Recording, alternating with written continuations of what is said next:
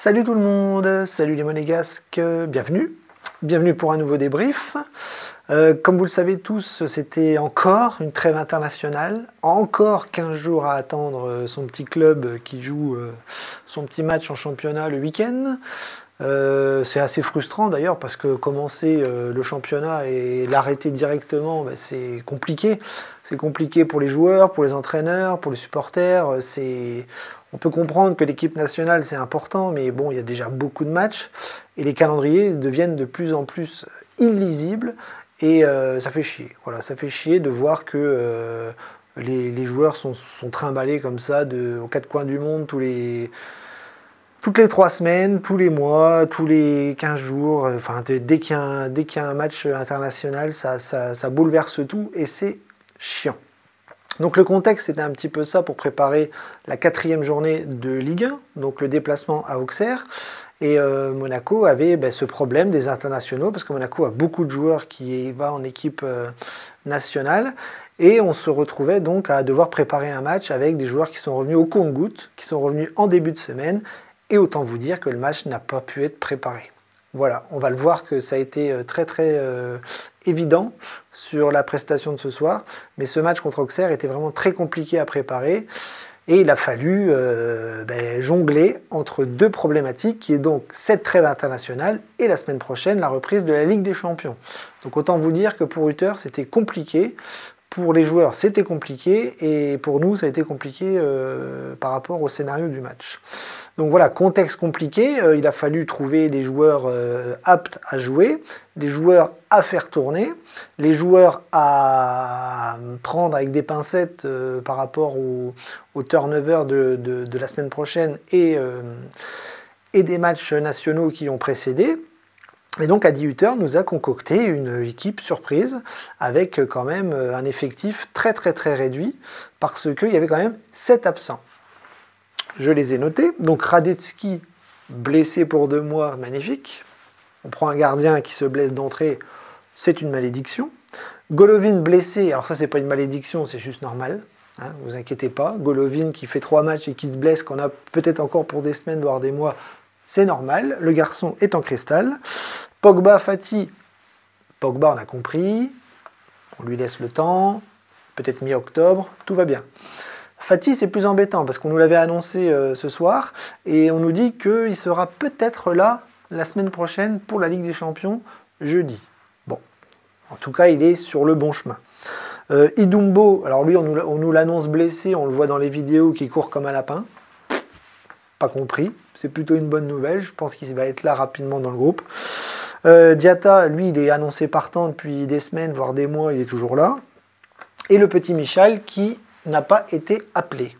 Donc 7 absents, mais donc le plus surprenant, ça a été dans la composition de l'équipe, dans le 11 de départ, avec Hutter qui change toute la défense. Et même le gardien, parce que Keun étant titulaire, on peut dire que c'est un changement de gardien, même si là on va l'avoir pendant des mois.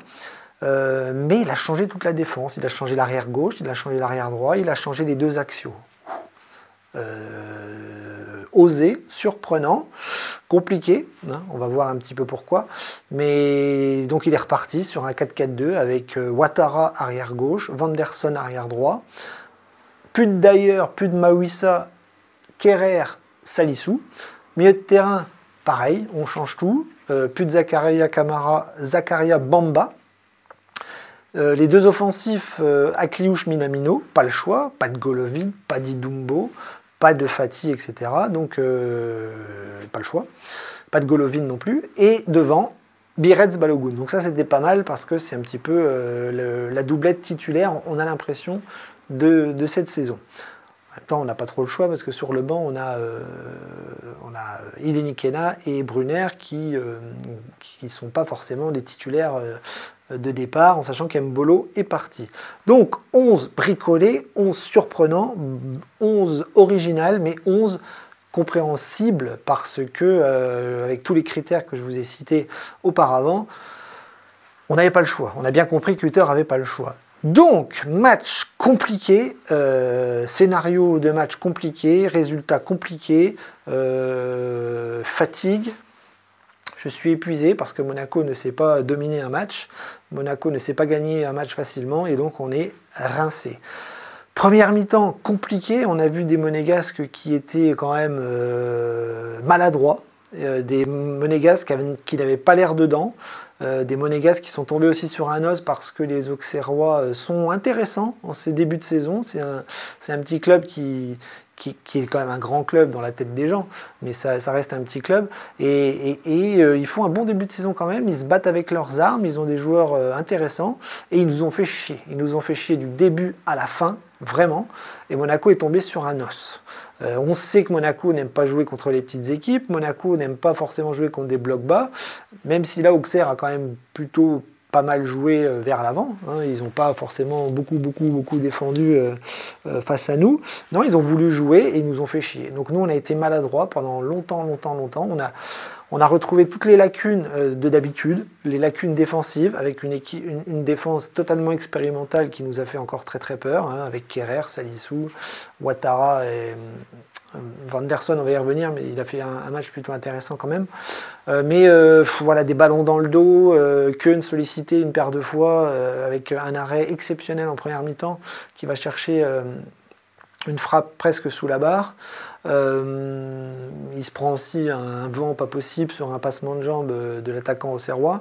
Mais voilà, Keun fort sollicité, nos défenseurs qui défendent très mal, un milieu de terrain qui a du mal à construire, des attaquants qui tombent sur une défense bien regroupée d'Auxerre. Donc on a une première mi-temps compliquée, maladroite, difficile.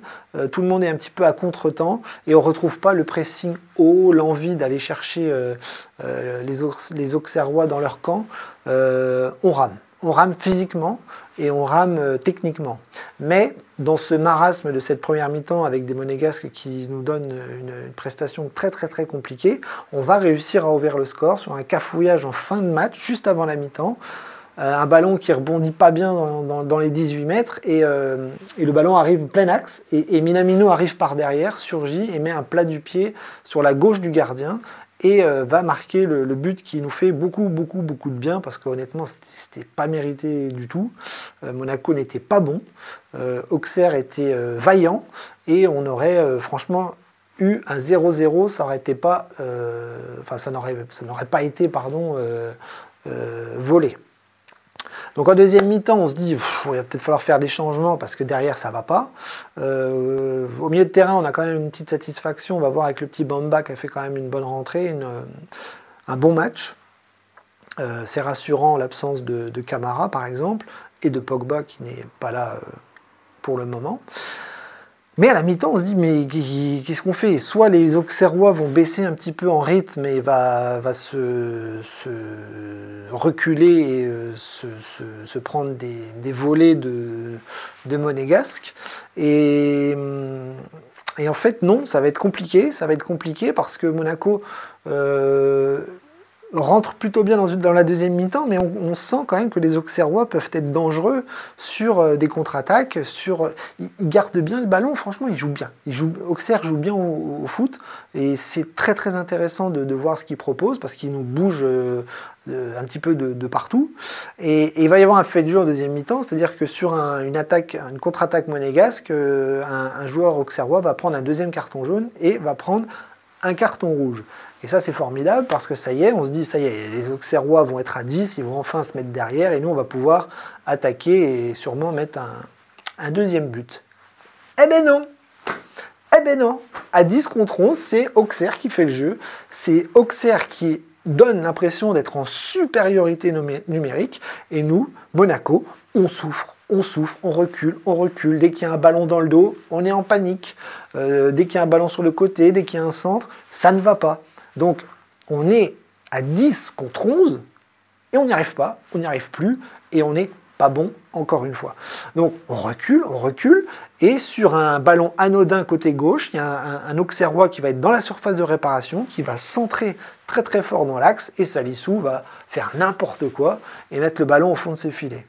À 10 contre 11, Auxerre égalise, Monaco, il reste quoi, 15 minutes, et là c'est la catastrophe parce que on recommence, on continue plutôt à prendre des buts par tout le monde, parce qu'on défend très mal, ça l'équipe de Monaco n'y arrivera jamais avec Hutter, ça c'est dit. On ne sait pas défendre, on prend des buts, et malheureusement, quand on n'en marque pas assez, eh bien, on se fait dessus. On se fait caca dessus. C'est hallucinant comment on n'arrive pas à maîtriser et à gérer ces problèmes-là. Donc, à un partout, le temps défile, on se dirige vers la fin du match, et là, on se dit, bah, c'est mort. C'est mort. Auxerre, un petit peu comme avec Strasbourg. Hein. Strasbourg, on menait 2-0 et on se fait remonter en 5 minutes parce qu'on défend très très mal. Et là, contre Auxerre, on se dit, bah, 10 contre 11, peut-être qu'Auxerre va en avoir une et nous, on va se faire niquer. Voilà. Et non, c'est l'inverse qui se passe. Voilà, sur un ballon un petit peu anodin, Monaco pousse comme il peut avec des changements ici et là de la part d'Hutter. Et Vanderson va avoir un ballon, va mettre le ballon dans le paquet. Et là, il va y avoir un exploit personnel, c'est-à-dire que Ileni Kena qui est rentré va mettre une magnifique tête au fond des filets, en lobant le gardien, une tête splendide, un exploit. Voilà, un exploit. Donc on va réussir à marquer et on va aller se diriger vers la fin du match qui va durer une éternité et Monaco va enfin l'emporter. Mais à quel prix? Avec un scénario vraiment très très inquiétant de la part d'un Monaco qui est quand même très très flippant cette saison. Voilà, je pourrais analyser un petit peu tous les joueurs, mais Keun, j'ai envie de dire, il n'a pas eu grand chose à faire, mais le peu de choses qu'il a eu à faire, il l'a bien fait. Il a fait un arrêt en fin de match aussi, mais le joueur lui tire dessus. Donc Keun, je ne vais pas lui tirer dessus ce soir, ça a été plutôt pas mal. Défensivement, ça a été quand même assez catastrophique. Ouattara, catastrophique. Salissou, il fait peur. Il est très costaud physiquement, mais il est lent. Il est très très lent, il fait des fautes bêtes. Là, il marque contre son camp en plus. Il n'a pas l'air très concentré. Moi, je le trouve vraiment assez faible techniquement. Maintenant, s'il a une qualité, ce mec-là, c'est qu'il c'est un monstre physique. Donc, il a récupéré des ballons, il a gratté des ballons comme il a pu. Mais voilà, il nous a fait peur une paire de fois. Et Kerrer, pareil. Bon, sur le but qu'on prend, il se fait faucher, l'arbitre ne siffle pas. Mais bon, ça on va pas revenir là-dessus, les arbitres sont nuls, on le sait, mais bon, voilà. Donc, défensivement, j'ai trouvé que c'était très compliqué. Vanderson, c'était pas mal, c'était un peu mieux.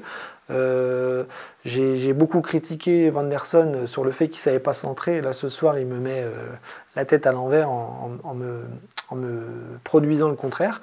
Mais voilà, sur la défense globale, j'ai trouvé qu'il n'y avait que Vanderson qui était plutôt intéressant. Le reste, c'était catastrophique. Ouattara...